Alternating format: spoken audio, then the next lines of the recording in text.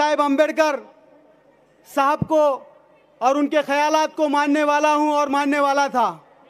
साहब, अब मैंने अपने सर के ऊपर ये नीला झंडा बांध दिया है और नीला गमछा बांध दिया है और आने वाले दिनों के अंदर हमारे जिले के अंदर नीला वादड़ी और हरा वादड़ी दिखेगा। जय भीम और जय मीम का नारा ही दिखेगा। मैं इसलिए ये बात कर रहा हूं कि हमारे जिले के अंदर हम लोग देखते हैं कि कभी बीजेपी के अंदर वही लोग जो कई दिनों से सत्ता में हैं, कभी बीजेपी में होते हैं तो कभी राष्ट्रवादी में होते हैं, कभी राष्ट्रवादी में होते हैं तो कभी कांग्रेस में होते हैं, लेकिन लोग वही होते हैं और पार्टियां बदली जाती है और हमारे वोटों का सिर्फ इस्तेमाल किया जाता है। लेकिन हालात को देखते हुए मैं जब देख रहा था कि दो उम्मीदवार मैदान में हैं और हमारी नजरें सिर्फ बाला साहेब अंबेडकर साहब की तरफ, शेर हिंद और संविधान रक्षक की तरफ हमारी नजरें टिकी हुई थी कि हमारा भी कोई मैदान में उम्मीदवार आ जाए और जिसको हम अपना मान करके अपना वोट डालें। जब अशोक भाऊ का नाम सामने आया तो हमको इतनी खुशी हुई कि हमने कहा कि साहब ने वाकई में एक सच्चे कार्यकर्ता को इंसाफ देने का काम किया है, क्योंकि पिछले दिनों में जब सीए एनआरसी का मुद्दा लाया गया, लव जिहाद का मुद्दा लाया गया, इसी के साथ साथ हमारी शरीयत के अंदर भी मदाखिलत करके 3 तलाक का मुद्दा लाया गया।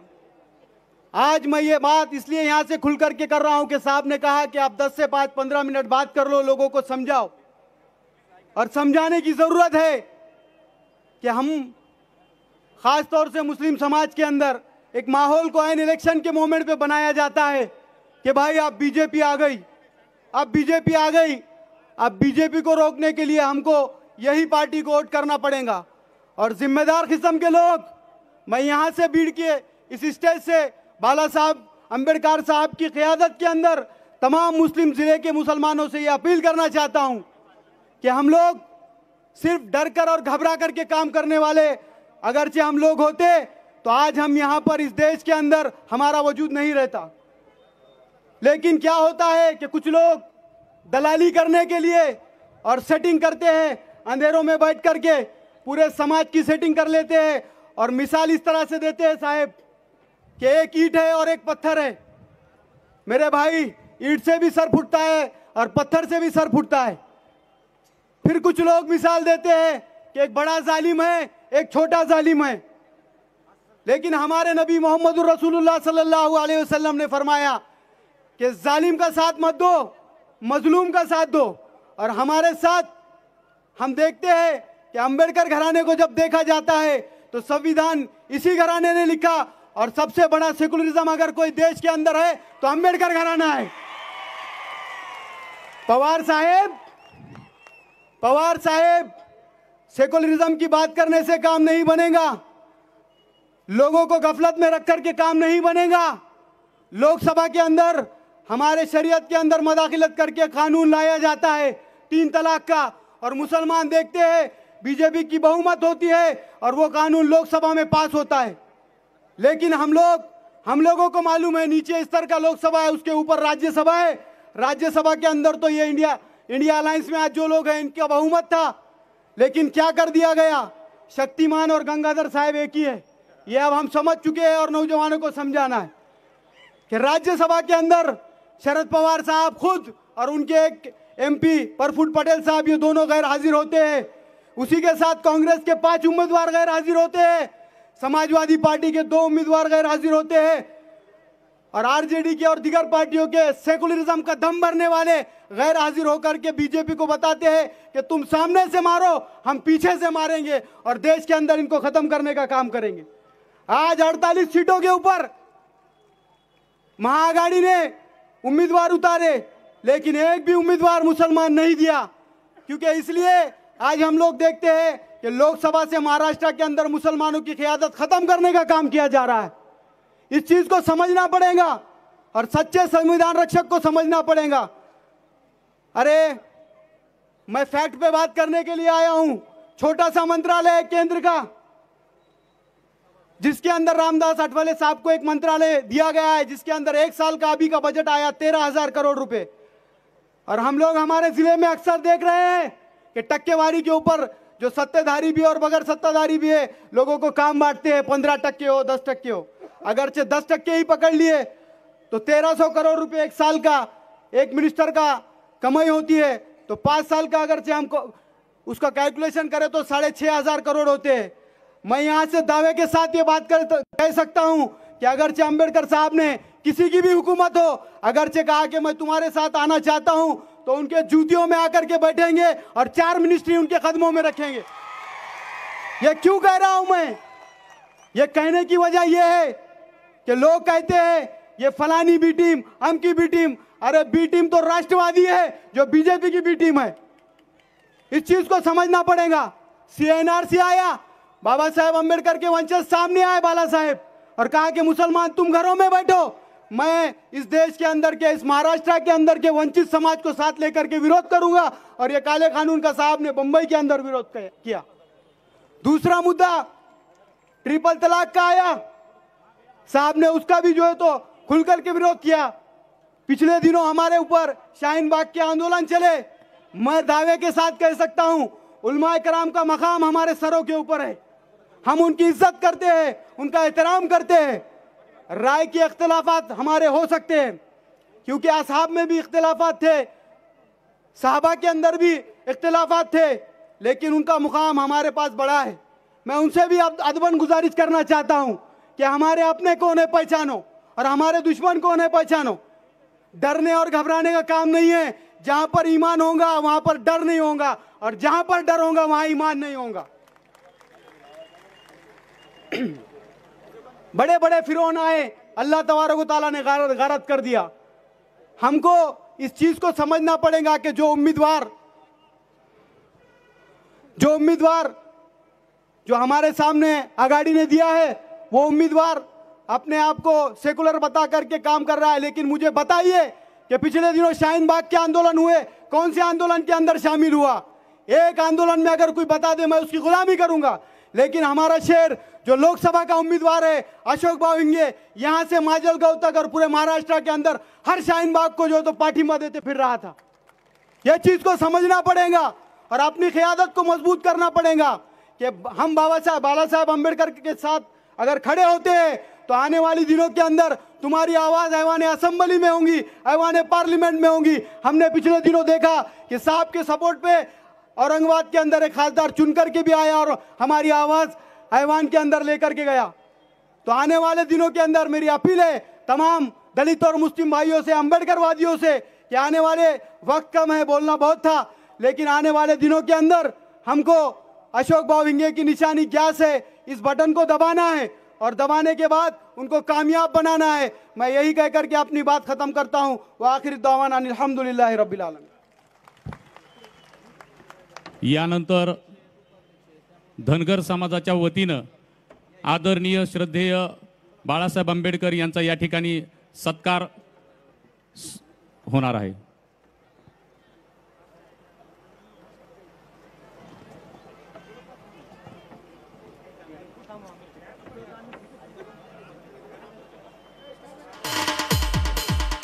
वंचित बहुजन आघाडीचा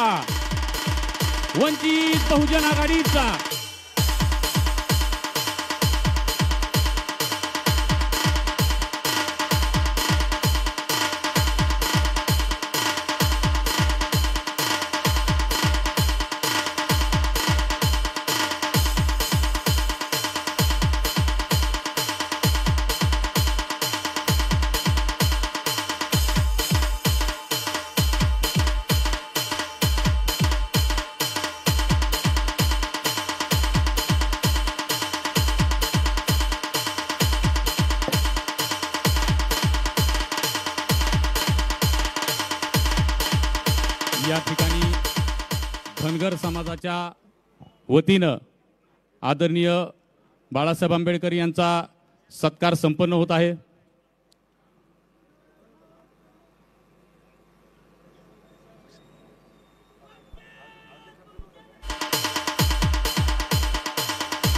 वंचित बहुजन आघाडीचा श्रद्धेय बाळासाहेब आंबेडकर आप आगे बढ़ो। डीजे आशीष यानंतर Republican Party of India Gavai गटाचा या ठिकाणी लोकसभेचे अधिकृत उमेदवार अशोक भाऊ हिंगे पाटील यांना जाहीर पाठिंबा जिल्हाध्यक्ष माणिक वाघमारे व त्यांचे संपूर्ण टीम देण्यासाठी या स्टेजवर आलेली आहे। तसेच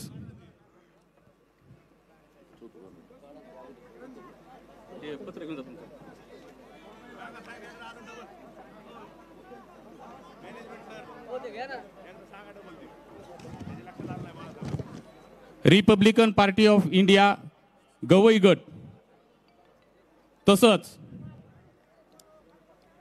भीम आर्मीचे जिल्हा प्रमुख यांनाही विनंती करण्यात येत आहे। वंचित बहुजन आघाडीचा Republican Party of India Gavai गटाच्या वतीनं या ठिकाणी जाहीर पाठिंबा देण्यात आलेला आहे। वंचित बहुजन आघाडीचा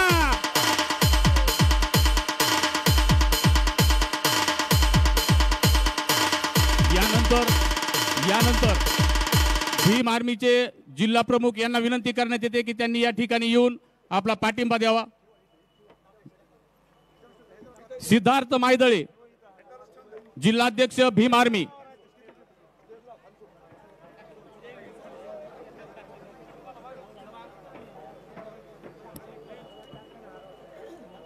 हॅलो,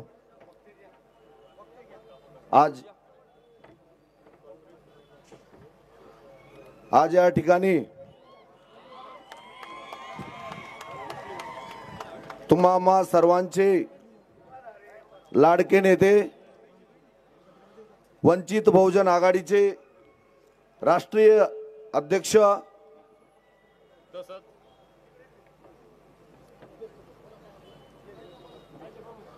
श्रद्धेय बहुजन सम्राट बाळासाहेब आंबेडकर साहेब, या बीड जिल्ह्याच्या लोकसभेचे उमेदवार सन्माननीय अशोक भाऊ हिंगे, विचार मंचावरील वंचित बहुजन आघाडीचे सर्व नेते पदाधिकारी, उपस्थित बंधू आणि भगिनींनो, पत्रकार मित्रांनो, तसेच समता सैनिक दल, सर्वांना सविनय जय भीम।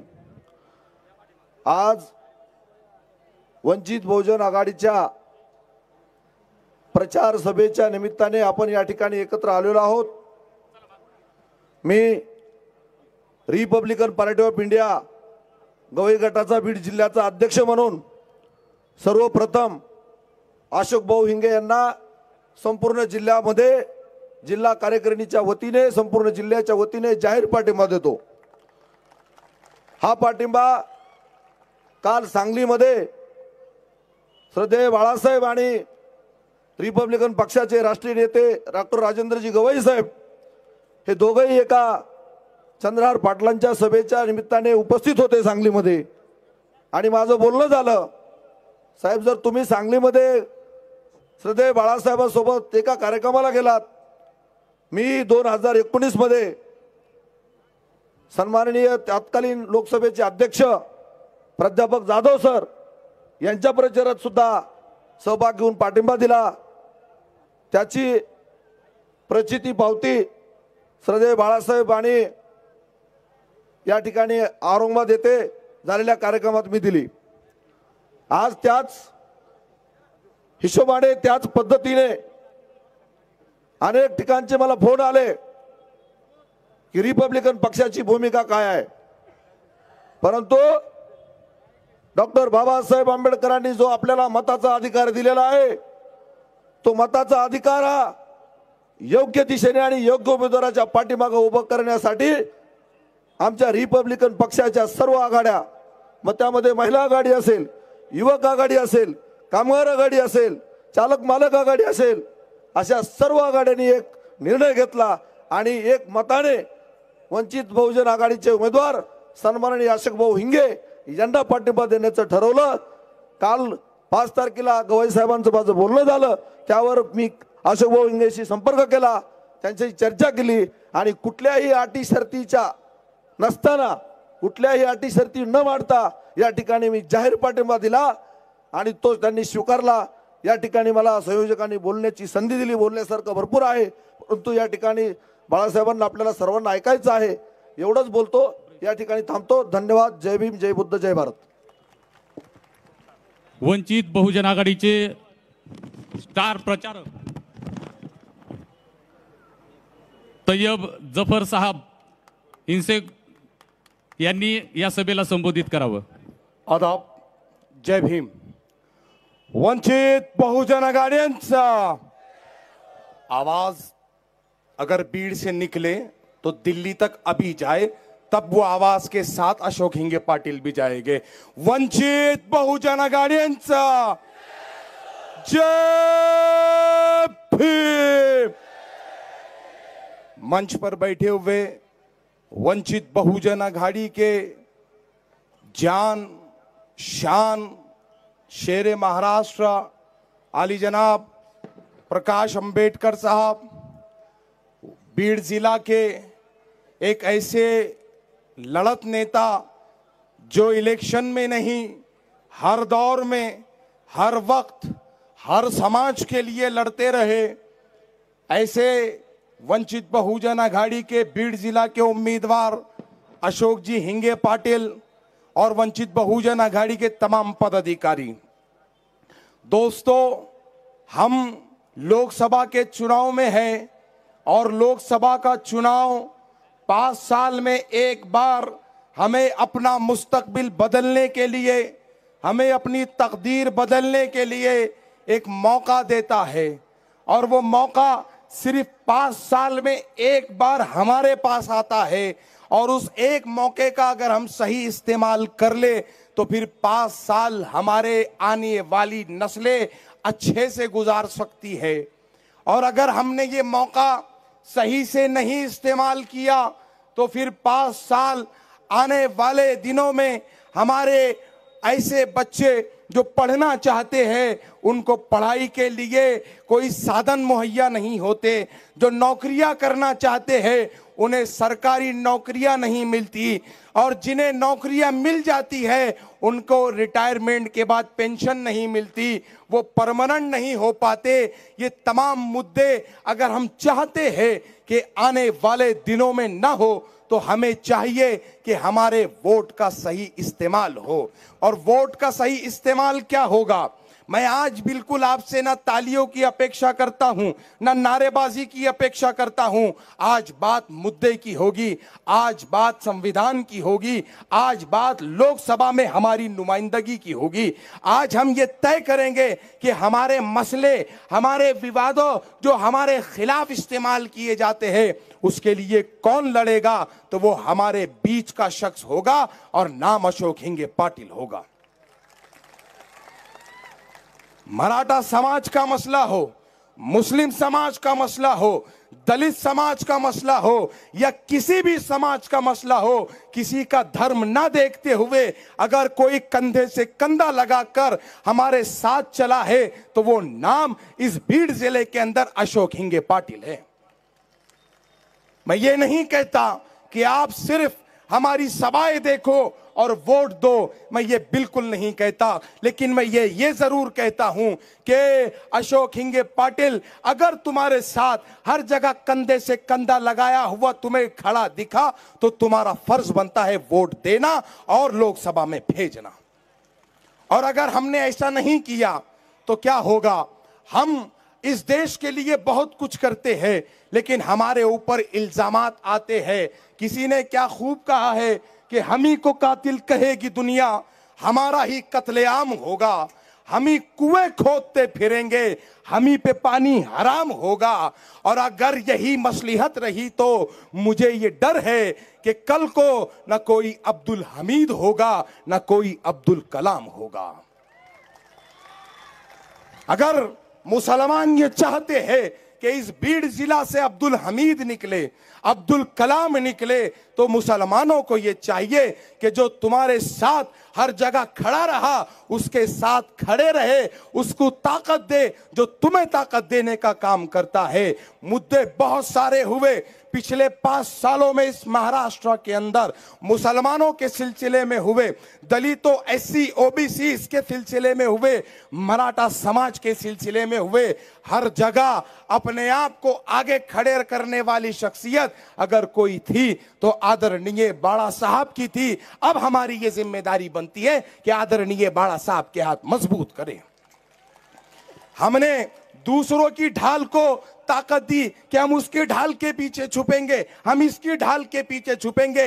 इस बार बाड़ा साहब ने अशोक हिंगे पाटिल की शक्ल में तुमको खुद की ढाल दी है। अब तुम्हारी जिम्मेदारी अपनी ढाल को मजबूत करें। अगर हम अपनी ढाल को मजबूत नहीं करेंगे तो फिर हमको किसी और की ढाल के लिए रोना पड़ेगा।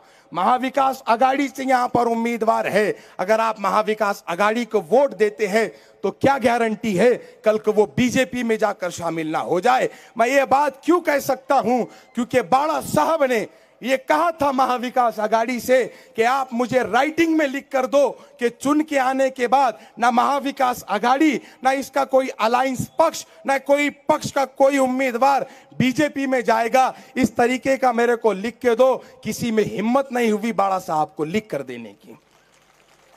वो ये इस बात का सबूत है कि ये कभी भी जाकर जो है तो बीजेपी से मिल सकते हैं। और जो बीजेपी हमारे खिलाफ कानून बना रही है, जो बीजेपी संविधान पे निशाना लगाई हुई है, क्या किसी भी किस्म से हमारी ताकत उस बीजेपी को मिलनी चाहिए?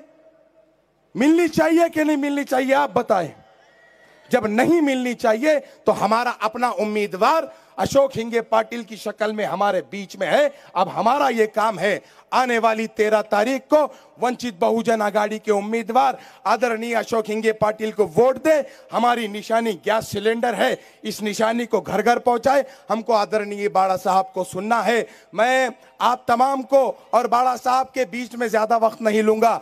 जाते जाते अशोक हिंगे पाटिल को 2 पंक्तियां सुनाता हूं, अपनी जगह लेता हूं कि अगर मोहब्बत का इम्कान होता तो घर में मीर का दीवान होता, गर ना आते तुम्हारी महफिल में सोचते बहुत नुकसान होता।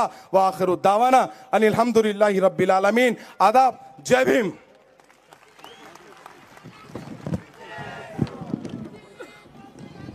यानंतर आदरणीय बाळासाहेब आंबेडकर यांनी घेतलेल्या मुस्लिम समाजाच्या भूमिकेस भारावून जाऊन वंचित बहुजन आघाडीमध्ये प्रातिनिधिक स्वरूपामध्ये बीड जिल्ह्यामध्ये स्वतःची आगळी वेगळी ओळख निर्माण करणारे सिद्दीकी रईसुद्दीन यांचा या ठिकाणी जाहीर प्रवेश होत आहे।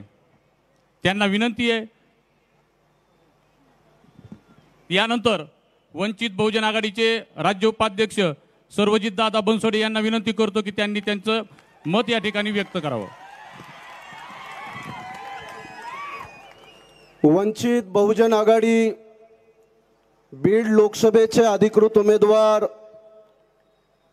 मराठवाड्याचे वंचित बहुजन आघाडीचे अध्यक्ष अशोक हिंगे पाटील यांच्या प्रचारासाठी आयोजित आजच्या या जाहीर सभेला प्रामुख्याने मार्गदर्शन करण्यासाठी उपस्थित आपल्या तमाम वंचितांचं, बहुजनांचं आधारस्तंभ श्रद्धेय बाळासाहेब आंबेडकर, या मंचावर उपस्थित पक्षाचे सर्व सन्माननीय पदाधिकारी आणि मला वाटतं फक्त 24 तासाच्या आत या ठिकाणी आज हजारो लाखोच्या संख्येने इथं जमलेला सर्व मतदार बंधू आणि भगिनींनो, 24 तासामध्ये, फक्त 24 तासामध्ये हा जनसमुदाय या ठिकाणी उपस्थित झाला।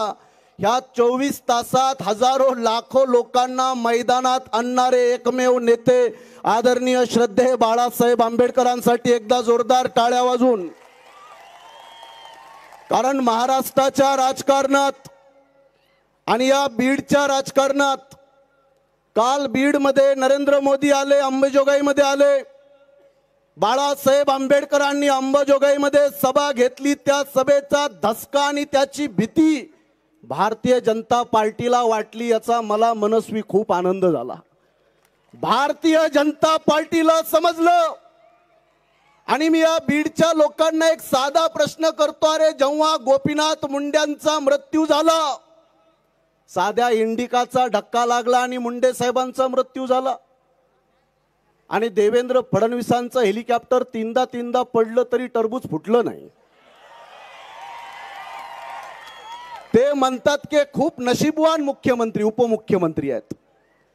याच बीड जिल्ह्यातल्या लोकांनी नरेंद्र मोदींना तेव्हा वेळ नव्हता गोपीनाथ मुंडेंच्या अंत्यविधीला यायला भारतीय जनता पार्टीच्या नेत्यांना वेळ नव्हता, पण काल ते आले.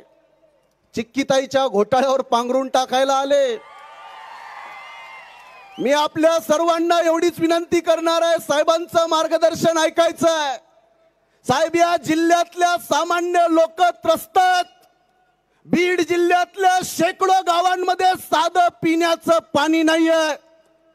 माणसं पाण्यासाठी वणवण भटकत आहेत. या भारतीय जनता पार्टीच्या पंकजा मुंडेंच्या सगळ्या चेल्यांना विचारा, 2019 मध्ये भाजपानं जाहीरनामा जो घोषित केला त्यामध्ये 12 तास पाणी देण्याचं वचन दिलं. आज शेकडो गावं दुष्काळग्रस्त आहेत. मला या गोष्टीची आपल्याला जाणीव करून देण्याची इच्छा आहे की एकदा पंकुताईनं चिक्कीताईनं बोलता बोलता बोलल्या, मी जनतेच्या मनातली मुख्यमंत्री आहे असं बोलल्यापासून ते आता 6 महिन्यापूर्वी पंकजाताई म्हणतात, मी राजकारणातून 2 महिन्याची रजा घेते, मला कंटाळा आला. 2019 तुम्ही साधं मुख्यमंत्री मनातली घोषणा केली आणि तुमचं 5 वर्ष भारतीय जनता पार्टीनं शोषण केलं. तुम्हाला गुडघ्यावर टेकवायला मजबूर केलं. तुम्हाला राजकारणातून 2 महिन्याची रजा घेण्याची इच्छा व्यक्त करावी लागली. मी आपल्या उपस्थित जनतेलाही विनंती करतोय की यांच्याजवळ यांच्या वडिलांनी गोपीनाथ मुंडे साहेबांनी उभा केलेला वैद्यनाथ साखर कारखान्याला 19 कोटी रुपयाची जीएसटीनं कर्जमाफीची किंवा कर्ज थकबाकीची ऑर्डर पाठवली. आमच्या पंकुताई म्हटल्या, माझ्याकडे पैसे नाही. धनंजय मुंडे ज्यांना जिल्हा मध्यवर्ती बँकेच्या घोटाळ्यामध्ये 35 कोटीच्या घोटाळ्याचा आरोप आहे धनंजय मुंडेवर, अंबाजोगाईच्या सत्र न्यायालयाने धनंजय मुंडेचं घर आणि जमीन जप्त करण्याचे आदेश काढलेले आहेत. हे खरे चोर आहेत दोघं. आपण दोघं बहीण भाऊ, सगळा बीड जिल्हा मिळून खाऊ. यांच्यावर सगळ्यात जास्त भ्रष्टाचाराचे आरोप. धनंजय मुंडेंना शरम वाटली पाहिजे. बर्दापूर मधला जगमित्र सहकारी साखर कारखाना 100 कोटीच्या घोटाळ्याचा आरोप. अरे ते घोटाळ्याचा आरोप लावतो भाजपाचा किरीट सोमय्या, बर्दापूर मध्ये ठाण मांडून बसतो. धनुभाऊची दुसरी मुलं बाहेर काढतो. धनुभाऊला सुद्धा गुडघ्यावर टेकायला मजबूर भारतीय जनता पार्टीनं केलेला हे मनानं गेलेले नाहीत. मी आपल्या उपस्थित सर्व लोकांना विनंती करेल, बीड जिल्ह्यातल्या लोकांनी याच बीड मध्ये राष्ट्रवादी काँग्रेस पार्टीचं भवन आणि त्यांचं ऑफिस हे तोडफोड या लोकांनी केलं की नाही? या जिल्ह्यातल्या आमदार खासदारांची घरं फोडली का नाही? अरे जर या जिल्ह्यातली जनता राष्ट्रवादीच्या आणि इथल्या तमाम भाजपाच्या आणि राष्ट्रवादीच्या नेत्यांवर इतकी चिडलेली आहे, त्या जनतेला मला एवढंच सांगायचं आहे की आता दगड मारू नका. येणाऱ्या 13 तारखेला गॅस सिलेंडरचं बटन दाबा, म्हणजे यांचा गळा दाबल्यासारखा आहे. येणाऱ्या 13 तारखेला गॅस सिलेंडरचं बटन दाबा.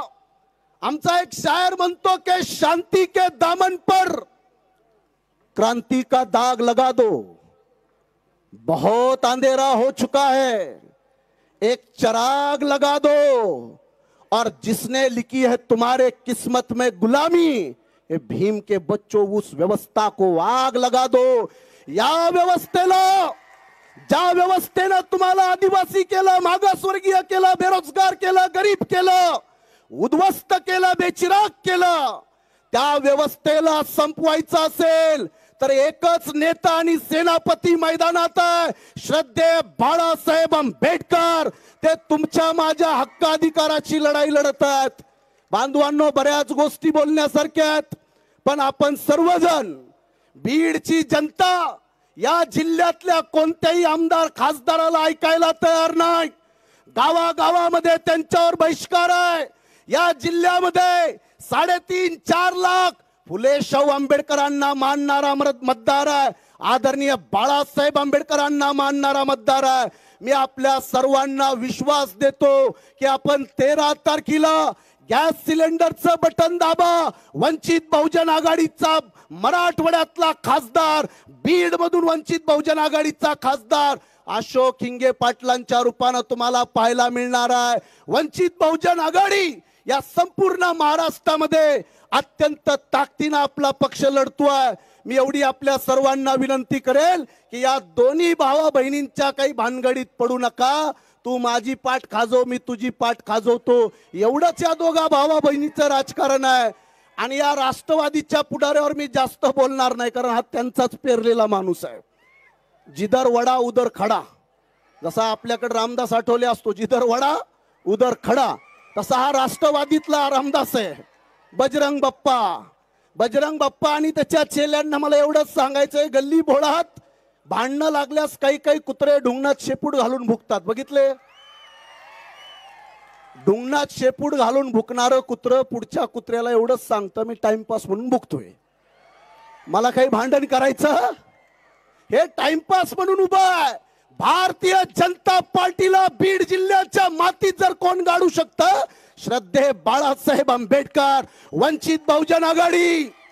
म्हणून कुठल्याही भूलथापाला बळी न पडता आपण सर्वांना विनंती करतो कि आहों से पत्थर पिघलेंगे, इस धोखे में मत रहना.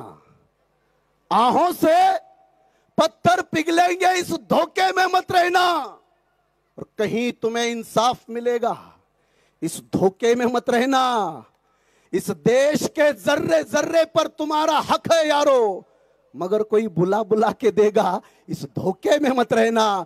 आपले स्वतःचे हक्क आणि अधिकार आपण हिसकावून घेऊया आणि आदरणीय बाळासाहेब आंबेडकरांचे हात बळकट करूया. 13 तारखेला गॅस सिलेंडरचं बटन दाबण्याचं साहेबांना वचन द्या. दोन्ही हात वरी करून वचन द्या आणि 3 दिवस बीड जिल्ह्यातल्या घराघरामध्ये पोहोचण्याचं साहेबांना वचन द्या. वंचित बहुजन आघाडीचा बाळासाहेब आंबेडकर संघर्ष करो, बाळासाहेब आंबेडकर संघर्ष करो. जय भीम, जय शिवराय, खुदाफिज. यानंतर AIM चे प्रदेश अध्यक्ष एजाज बाबरसाहेब यांचा या ठिकाणी वंचित बहुजन आघाडीमध्ये प्रवेश होत आहे. तर त्यांचा आदरणीय साहेबांना विनंती आहे की त्यांचा प्रवेश या ठिकाणी करून घेण्यात यावा. तसंच काँग्रेस महिला अध्यक्षा मुस्लिम समाजाच्या आहेत शेख अफसाना, शेख मेहेर, शेख शहनाज, शेख सायरा, शीतल वडमारे, मंगल वडमारे, माया वडमारे यांनाही विनंती करण्यात येते, त्यांचाही या ठिकाणी प्रवेश होत आहे.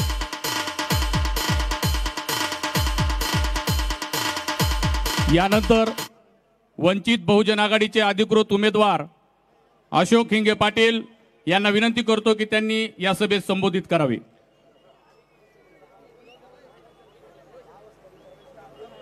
जगतवंद्य छत्रपती शिवाजी महाराज, घटनेचे शिल्पकार परमपूज्य डॉक्टर बाबासाहेब आंबेडकर, समतेचे पुरस्कर्ते महात्मा ज्योतिबा फुले,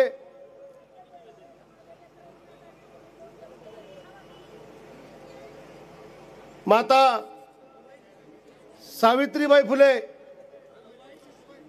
बहुजन समाज उद्धारक छत्रपती शाहू महाराज, रणरागी न्यायालय होळकर, तुमच्या आमच्या राष्ट्रमाता जिजामाता, माता रमाई, माता भीमाई, पहिली मुस्लिम शिक्षिका फातेमा बी यांच्या विचाराला अभिवादन करून आज माझ्या प्रचारार्थ या ठिकाणी उपस्थित असलेले वंचित बहुजन आघाडीचे राष्ट्रीय अध्यक्ष आदरणीय बाळासाहेब आंबेडकर साहेब, राज्याचे उपाध्यक्ष सर्वज्ञजी बनसोडे, प्राध्यापक विष्णू जाधव, माझे मराठवाडा कार्यकारिणीतील सहकारी तय्यबजी जफर, आणि त्यांनी काल माजलगाव शहरामध्ये मुस्लिम समाजाचा प्रचंड मोठा मेळावा घेऊन मला पाठिंबा दिला, ते माझे सहकारी मित्र मुजबिल पटेल, व्यासपीठावर उपस्थित असलेले सर्व वंचित बहुजन आघाडीचे पदाधिकारी, कार्यकर्ते, उपस्थित मतदार बंधू आणि भगिनींनो,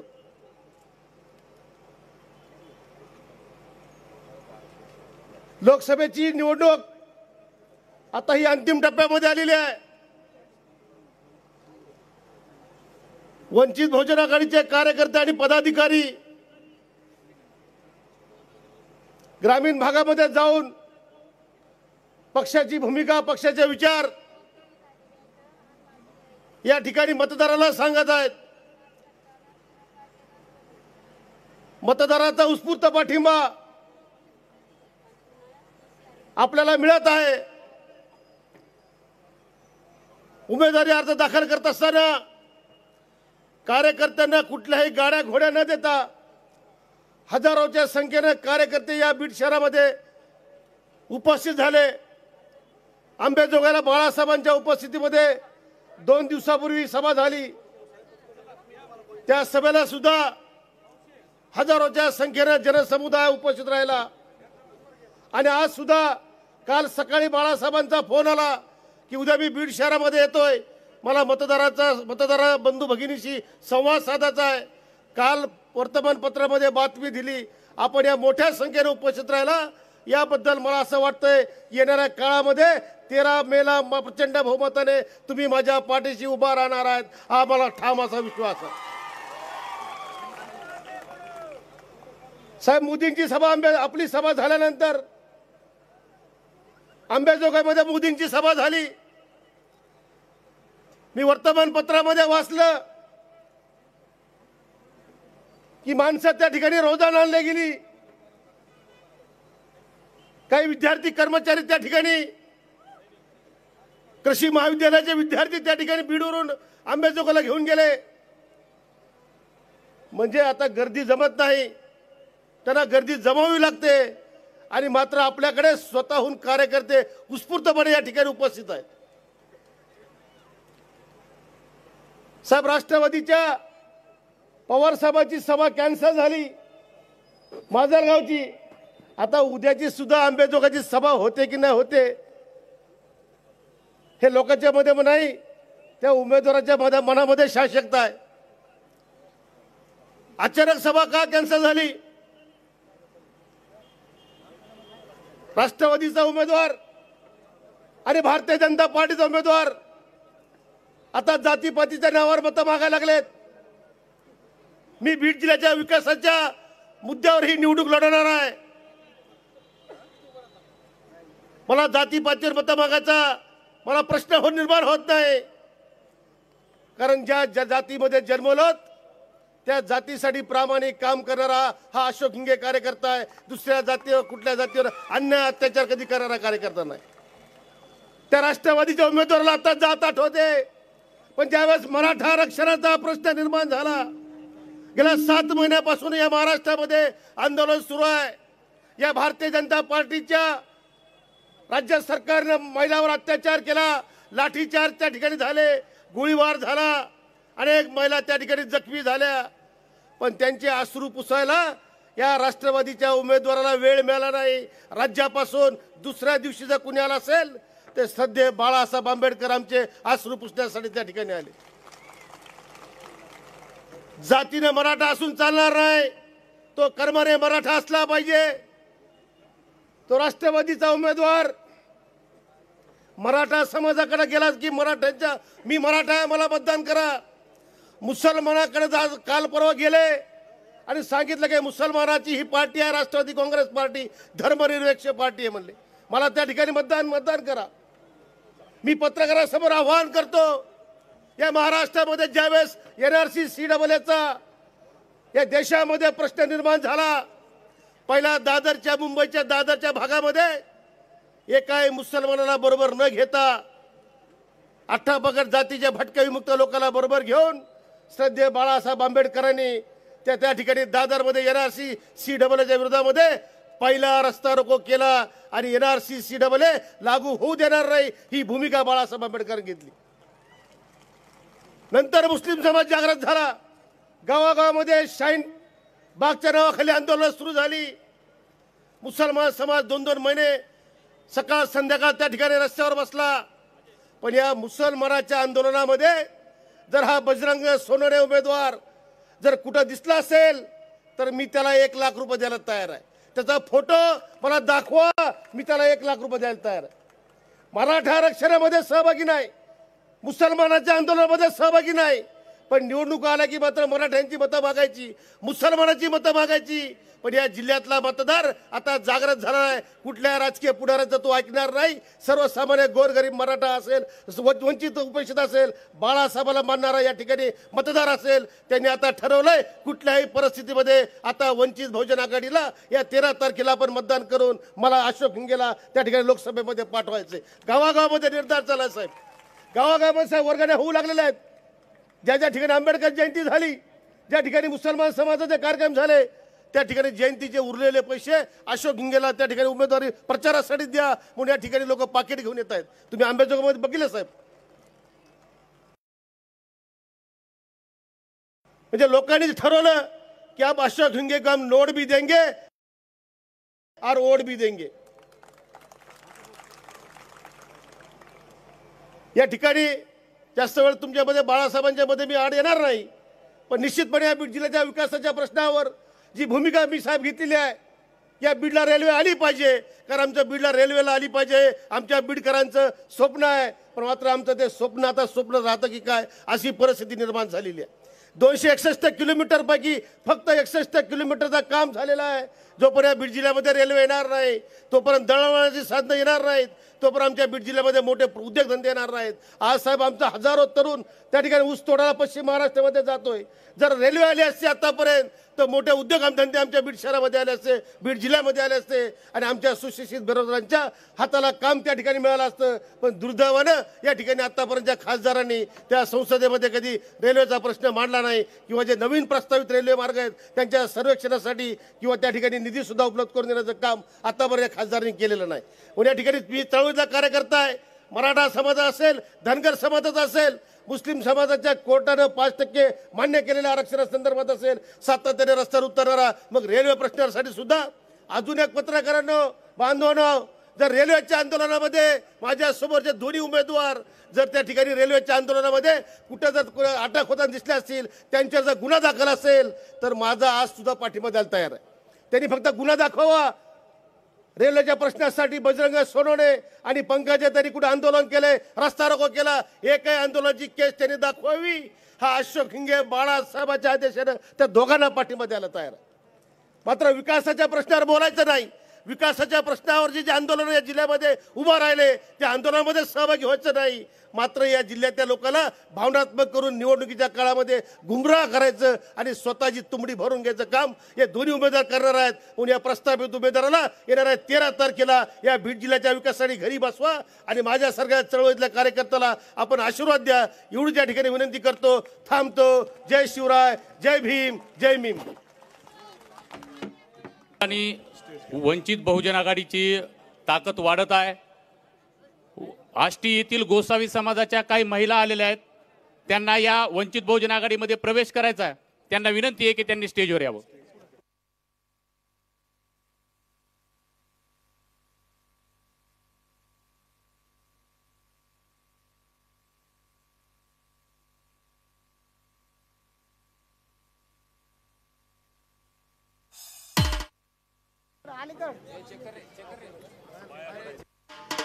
हॅलो,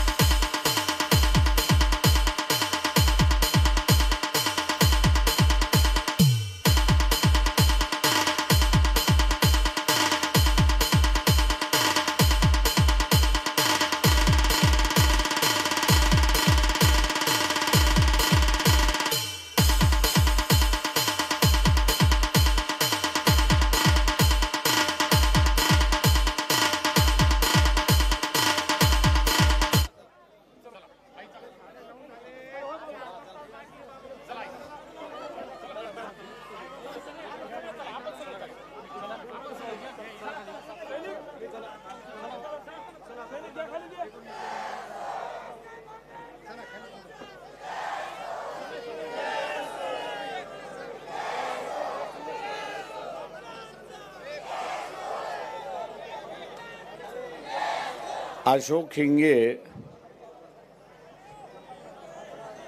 यांच्या प्रचाराच्या निमित्ताने मी आपल्या समोर या ठिकाणी उभा आहे.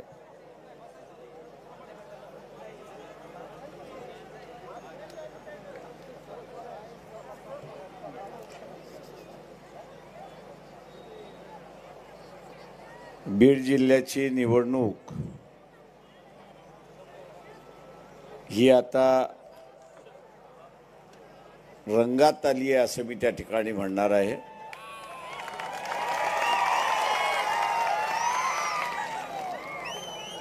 कारण का तर बजरंग सोनवणे यांच्या प्रचाराच्या निमित्ताने शरद पवार 2 दिवस या ठिकाणी थांबणार आहेत. कालच्याच पत्रकार परिषदेमध्ये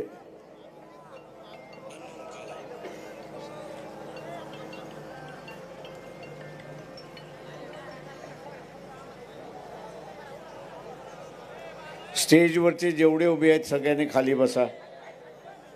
सगळ्यांनी खाली बसा.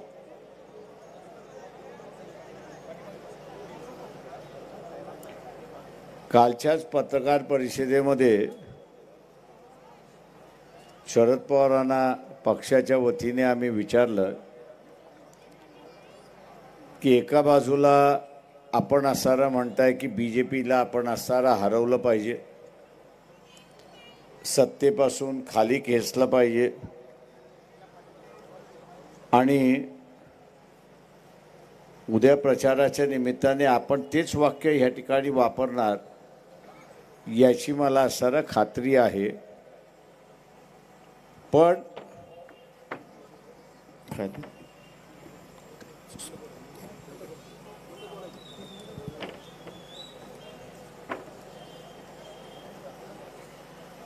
आणि म्हणून असं तुम्ही बोलणार याच्याबद्दल मला खात्री नाही. पण ही परिस्थिती पब्लिकली तुम्ही म्हणताय की भारतीय जनता पक्षाला आपण हरवलं पाहिजे. काल आरोप झाले, 24 तास होऊन गेले, आपण अजूनही आरोप त्याचं उत्तर दिलेलं नाही की राजनाथ सिंगला आपण फोनवरती काय बोललात, कशासाठी केलं. राजनाथ सिंग हे असताना भारतीय जनता पक्षाचं सगळ्यात मोठं खातं त्यांच्याकडे आहे. डिफेन्स हे खातं त्यांच्याकडे आहे, संरक्षण हे खातं त्यांच्याकडे आहे.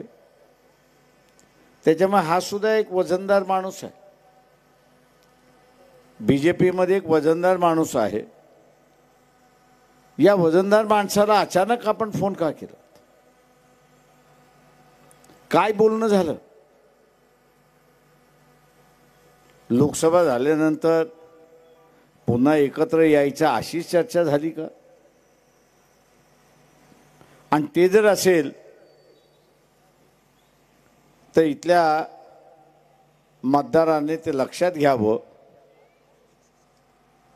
की भारतीय जनता पक्षाचे उमेदवार काय आणि राष्ट्रवादी काँग्रेस शरद पवारांचे उमेदवार काय.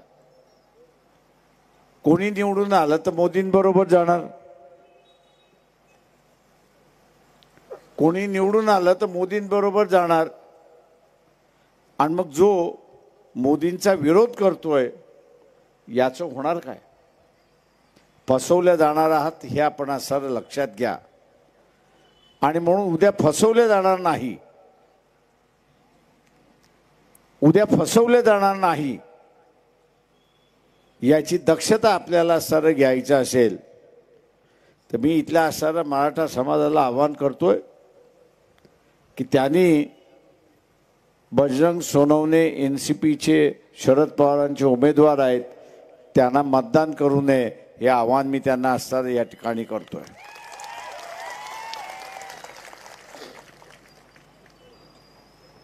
मराठा आरक्षणाच्या संदर्भात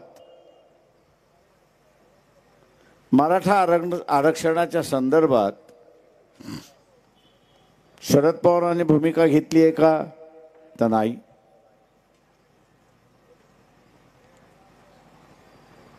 नरेंद्र मोदीने भूमिका घेतली आहे का? तर अजिबात नाही. आणि मग जरांगे पाटील यांनी जे आंदोलन उभं केलं, लाखो गरीब मराठा त्यांच्या पाठीमागे उभा राहिला. लाखो गरीब मराठा त्यांच्या पाठीमागे उभा राहिला, आपल्या व्यथा घेऊन उभा राहिला.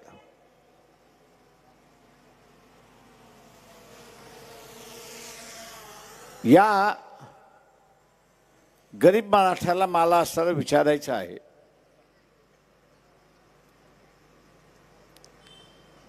की जरांगे पाटील यांनी उभं केलेलं आंदोलन नवं असे मी मानत नाही. मी 1980 पासून अण्णाराव पाटील यांनी उभं केलेलं आंदोलन, ते शशिकांत पवार नंतर वेगवेगळ्या छावा संघटना,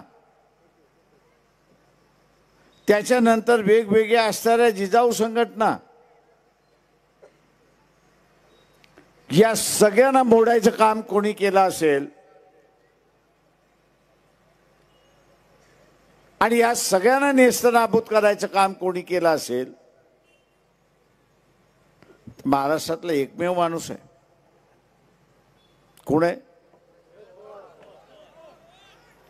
त्यांनी पुरोगामी सगळ्या चळवळी संपवल्या. शशिकांत पवार यांना मी त्याच वेळेस म्हणत होतो शशिकांत फसल्या जाईल. ते म्हटले प्रकाशराव शरद पवार आपल्याला फसवणार का? एवढा मोठा माणूस आपल्याला फसवणार का? माझी 12 वर्षानंतर त्यांची भेट झाली, का तेही कोकणातलेच होते. म्हणून शशिकांत पवारला म्हटलं आता काय वाटतंय? ते म्हटले प्रकाशराव ऐकलं असतं तर बरं झालं असतं, फसल्या गेलो नसतो. म्हटलं शशिकांत आता करणार काय? तो म्हटला मी मराठा समाजामध्ये बदनाम झालोय. आता मी कितीही म्हटलं की आता मी प्रामाणिक आहे, मी अगोदरही प्रामाणिक होतो, मला फसवण्यात आलं असंही सांगत बसलो तरी मराठा समाज माझं ऐकणार नाही. याचं कारण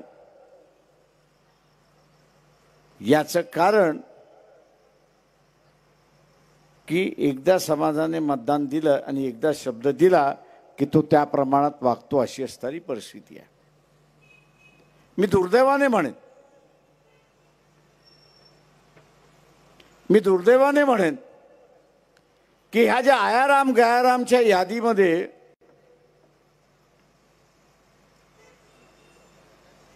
जे काही आमदार आहेत, या आमदारांनी मराठा समाजाचं असणारं नाव खराब केलंय, हे आपण असणारं लक्षात घ्या. मी एक किस्सा आपल्याला सांगतो.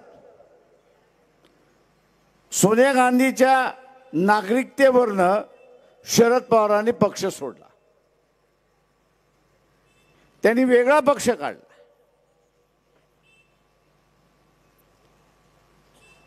आणि महाराष्ट्राच्या विधानसभेमध्ये ती वेगळे लढली. 71च्या वरती जागा त्यांच्या निवडून आल्या. त्यांना काँग्रेस बरोबर बसायचं नव्हतं.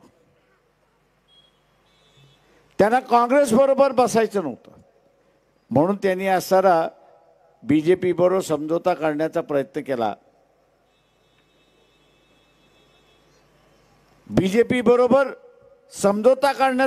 केला. पण निवडून आलेले आमदार जे होते त्यांनी शरद पवारांना सांगितलं की तुम्ही सोनिया गांधी बरोबर भांडताय म्हणून आम्ही तुमच्या बरोबर आहोत. तुम्ही सोनिया गांधी बरोबर भांडताय म्हणून आम्ही तुमच्या बरोबर आहोत, पण तुम्ही काँग्रेस बरोबर भांडण करणार असाल तर आम्ही तुमच्या बरोबर नाही. त्या आमदारांमध्ये पूर्णपणे स्पष्टता होती, समाजामध्ये स्पष्टता होती की आमचं भांडण काँग्रेस बरोबर नाही, तुम्ही सोनिया गांधी बरोबर भांडताय, योग्य प्रश्नासाठी भांडताय म्हणून आम्ही तुमच्या बरोबर आहोत. तुम्ही जर बीजेपी बरोबर गेलात तर आम्ही आमच्या आमदारकीचा राजीनामा देऊ आणि राजकारणात पुन्हा येणार नाही. याचं कारण की आमची जी समृद्धी आहे ती काँग्रेसमुळे आहे आणि आम्हाला जे नाव मिळालेलं आहे ते काँग्रेसमुळे आहे, त्या काँग्रेसच्या विरोधात आम्ही जाणार नाही. ही एक स्पष्टता होती, एक वैचारिक क्लॅरिटी होती, एक विचाराची बैठक होती. आज ही विचाराची बैठक, ही आज विचाराची बैठक एका समाजाने कमवलेलं नाव जे होतं, मराठा समाजाने कमवलेलं जे नाव होतं ते हे आयाराम गयाराम यांनी बदनाम केलं हे आपण सारं लक्षात घ्या. राष्ट्रवादीचे उमेदवार हे आयाराम गयारामाच्या कॅटेगरीमध्ये बसतात की न बसतात? आयाराम गयारामाच्या कॅटेगरीमध्ये बसतात की न बसतात? ते बसत असतील तर माझा असणारा मराठा समाजाला आव्हान आहे की एका माणसासाठी स्वतःचा असणारा बदनामी करून घेऊ नका, स्वतःची बदनामी करून घेऊ नका. आणि असे आयाराम गयारामापेक्षा ज्याला वैचारिक स्पष्टता आहे, लढ्यामधली असणारी स्पष्टता आहे, कुणाला पाठिंबा कधी द्यायचा याची असणारी स्पष्टता आहे, अशा असणाऱ्या व्यक्ती अशोकराव हिंगे आहेत आणि म्हणून त्यांच्या पाठीमागे आपण उभा राहा हे आव्हान मी आपल्या सगळ्यांना या ठिकाणी करतो. हे आव्हान मी असणारा करतो. मध्यंतरी असणारा ओबीसी मराठा वाद सुरुवात झाला नाही असं नाही, वाद सुरुवात झाला.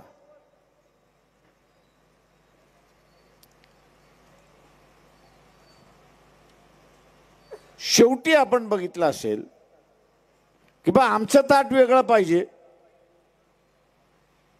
तुमचं ताट वेगळं करा. शब्दप्रयोग काय झाला तो त्याच्यातला महत्त्वाचा असं मी मानतो की आम्ही असणारा मराठा समाजाला आमचा मोठा भाऊ त्या ठिकाणी मानतो. आम्ही असणारा मोठा भाऊ त्या ठिकाणी मानतोय. का तर काही नेत्यांनी, काही मराठा समाजाच्या नेत्याने आम्हाला कोणाच्या ताटातलं नको, आम्हाला असणारं वेगळं पाहिजे अशी भूमिका त्यावेळेस घेतली. हा जो मान आहे, हा जो सन्मान आहे, मी आवाहन करणार आहे मराठा समाजाला की त्यांनी जपलं पाहिजे. त्यांनी तो नुसता जपला नाही पाहिजे, तो मान आणि सान हा कायम राहील हे त्या ठिकाणी बघितलं पाहिजे. आणि ते बघायचं असेल तर राजकारणामधला नीतिमत्ता, राजकारणातली नीतिमत्ता पाळणाराच मराठा समाजाचा माणूस हा निवडून गेला पाहिजे, तरच समाजाची आनंद शान राहते हे लक्षात घ्या.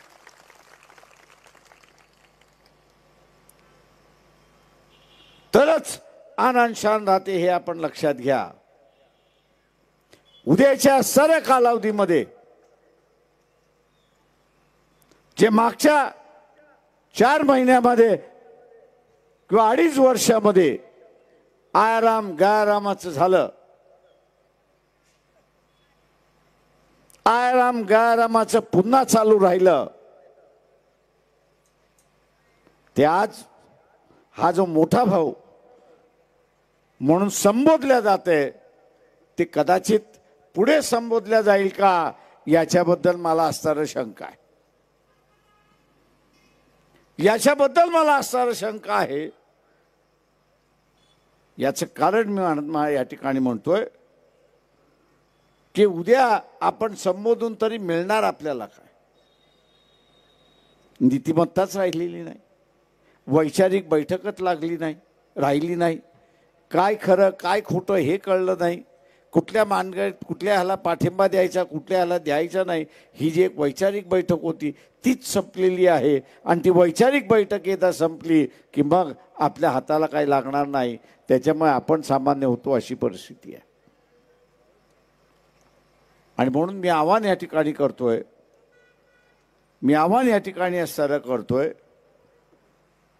की भारतीय जनता पक्ष हा पूर्णपणे बरबटलेला पक्ष आहे. आणि म्हणून मोदी आता बघत असाल खोट्यावरती खोटं बोलायला लागलेत. आम्ही SC STचं आंदोलन, SC STचं आरक्षण काढणार नाही. मोदीजी, आम्ही तुम्हाला सांगू इच्छितो, ही घटना जोपर्यंत राहील तोपर्यंत SC STचं आंदोलन राहील. ते कोणाला काढता येणार नाही. शिक्षणातलं आणि सर्व्हिसमधलं आंदोलन कोणालाच काढता येत नाही. तुम्ही आता जे म्हणताय की हे काढून मुसलमानाला द्यायचं, याच्यामध्ये आम्हाला शंका येते की तुमचाच तो डाव असला पाहिजे असं आम्हाला वाटते. का भूमिका तुमचीच आहे की संविधान बदललं पाहिजे. संविधान बदललं पाहिजे ही भूमिका कोणाची आहे? तर नरेंद्र मोदीची भूमिका आहे, भारतीय जनता पक्षाची भूमिका आहे. संविधान बदललं तर आरक्षण गेलं, गेल्यानंतर आरक्षण कोणाला द्यायचं तर तुम्हीच सांगताय कोणाला द्यायचं. आणि म्हणून मित्रो, मोदी सारखा खोटारडा दुसरा तिसरा कोणीच मी या ठिकाणी पाहिलेला नाही. दुसरा तिसरा कोणीच पाहिला नाही. पुण्याच्या असणाऱ्या पत्रकार परिषदेमध्ये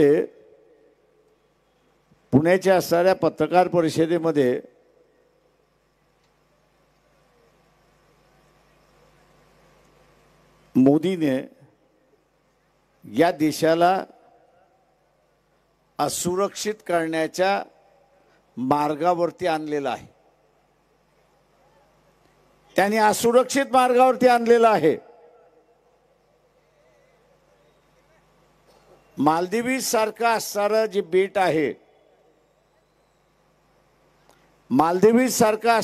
बेट आहे,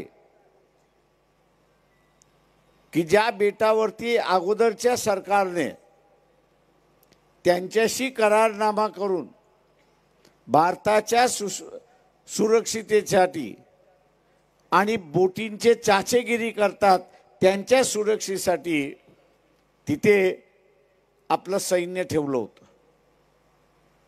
तिन्ही सैन्य ठेवलं होतं. मागच्या 2-2.5 महिन्यामध्ये तिथल्या असणाऱ्या एका मंत्र्याने मोदी जे करतो त्याच्याबद्दल त्यांनी एक ट्विट केलं, सोशल मीडियावरती कॉमेंट केली. ती कॉमेंट, ते वक्तव्य आल्यानंतर मोदीचा पारा हा 400 फूट वरती उडाला आणि म्हणाला की मी ह्या देशाला आता धडा शिकवतो, या देशाला धडा शिकवतो, आणि टुरिझम बंद केलं.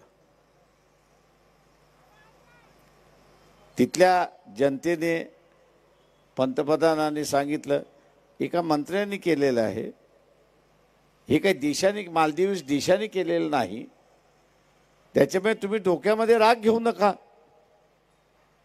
पण जगाचा नेता नरेंद्र मोदी याच्यावरती कसा काय बोलू शकतो? म्हणून त्यांनी कारवाई जशीच्या तशी ठेवली. मालदीवच्या पंतप्रधानांनी सांगितलं की तुम्ही जर ऐकत नसाल ते काम करा, सैन्य तुमचं परत घेऊन जा. आम्हाला आता तुमचं सैन्य नको, आम्हाला आता तुमचं सैन्य नको.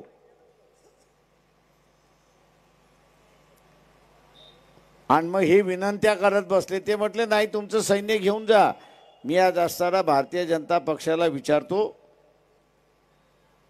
की किती सैन्य होतं आणि किती सैन्य परत आणलंय आणि उरलेलं सैन्य तुम्ही कधी परत आणणार हे सांगा.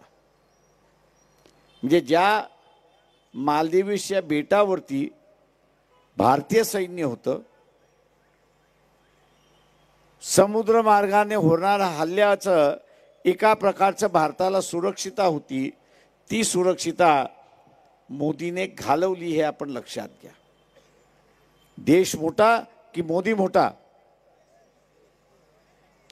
देश मोठा की मोदी मोठा? या कृतीमध्ये मोदीने देशापेक्षा स्वतःला मोठं मानलं. हे तुम्हाला मान्य आहे का? मी बीडच्या जनतेला असं आवाहन करतोय,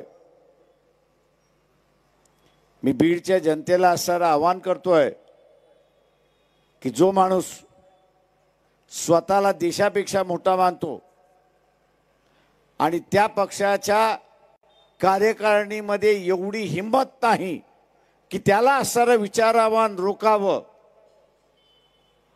ज्या पक्षाच्या कार्यकारिणीमध्ये एवढी हिंमत नाही की त्याला विचारावं रोखावं, RSS सारख्या संघटनेला सुद्धा ताकद नाही आणि मोदीला विचारावं की बा हे तू का केलंयस,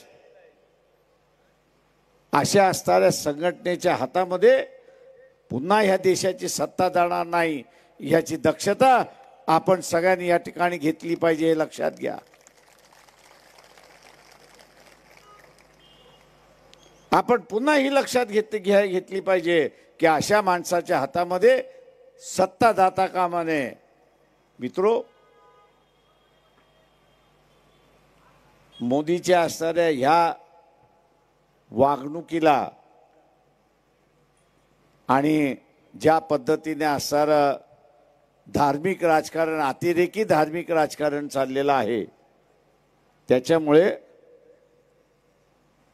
जे भारतीय विदेशात होते, मोदी मोदी करत होते, फोदी फोदी करत होते, त्या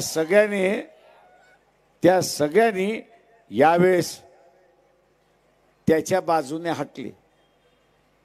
ते आता नाहीत का ते असं म्हणायला लागलेत की पंतप्रधानाला आम्ही त्याला भेटायला गेलो, त्यांनी असा वेगळा अर्थ काढला आणि वेगळा अर्थ काढल्यानंतर आमच्या आयुष्याला धोका निर्माण झाला, आमच्या आयुष्याला धोका निर्माण झाला. आणि म्हणून अनेक राष्ट्र की जे आपले मित्र राष्ट्र होते ते आता मित्र राष्ट्र राहणार नाहीत अशा परिस्थितीमध्ये आहेत. मित्र राष्ट्र राहणार नाहीत अशा परिस्थितीमध्ये आहेत. आणि म्हणून या सभेमध्ये बसलेले असतील अनेकांचे नातेवाईक अमेरिकेमध्ये असतील, इंग्लंडमध्ये असतील, युरोपमध्ये असतील किंवा मिडल ईस्टमध्ये असतील. त्यांचं संभाषण आपण जर ऐकलं तर ते म्हणत होते आम्हाला भीती कधीच वाटत नव्हती, पण आता आम्हाला असणारी एक भीती वाटते आणि ती म्हणजे आम्ही आलेल्या देशामध्ये सोडून जाऊन तुम्ही पुन्हा भारतामध्ये जा असं सांगण्याची पाळी येईल. ही भीती आहे, त्यांना भीती आहे. कशासाठी? तर मोदीच्या राजकारणामुळे. त्याला जगाचा नेता व्हायचा आहे म्हणून. आणि म्हणून मित्रो, आपण आपले प्रश्न जसं बघतो इथं कापसाचा असेल, सोयाबीनचा असेल, सगळेच प्रश्न नाही मांडत नाही ते सगळे. हे जसं आपण बघतो आणि लढतो तशा रीतीने ते पार्लमेंट सुद्धा या देशाचं सुरक्षितेचं कवच आहे हे आपण त्या ठिकाणी बघितलं पाहिजे. आणि उद्या पार्लमेंटचं हे सुरक्षितेचं कवच आपल्याला ठेवायचं असेल तर योग्य माणसं जाणं त्या ठिकाणी अधिक महत्त्वाचे आहेत. आणि म्हणून हे योग्य माणसं पाठवण्याच्या दृष्टीने आपण असणारा अशोक हिंगे यांची निशाणी,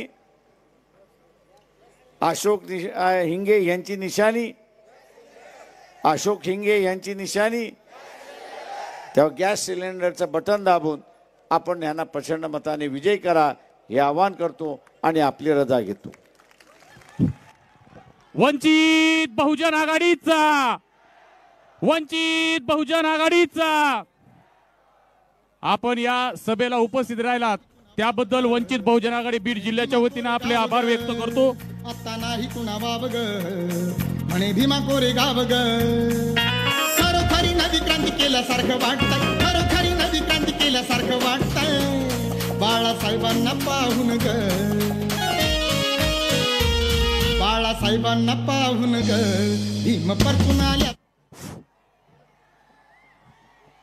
श्रद्धेय बाळासाहेब आंबेडकर पांगे बडो वंचित बहुजन आघाडीचा